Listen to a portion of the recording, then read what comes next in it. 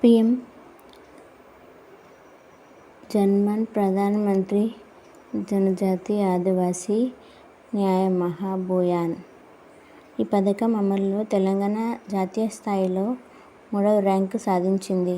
ఇందుకు సంబంధించిన అవార్డును ఢిల్లీలో విజ్ఞాన్ భవన్లో నిర్వహించిన ఆది కర్మయోగి అభియాన్ జాతీయ సదస్సులో రాష్ట్రపతి ద్రౌపది ముర్ము చేతుల మీదుగా తెలంగాణ ప్రభుత్వం తరపున జాతీయ వ్యవహారాల సమన్వయ కార్యదర్శి సోవె ఉప్పల్ అందుకున్నారు.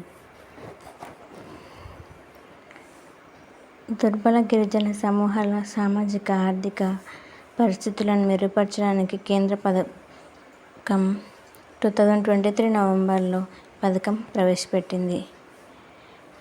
ఈ పథకం కింద గిరిజనులు నివసించే ప్రాంతాల్లో మౌలిక వసతుల కల్పన, విద్య, వైద్యం, జీవనోపాధి మెరుగుదల కార్యక్రమాలు చేపట్టేందుకు తెలంగాణకు ఈ అవార్డు దక్కింది.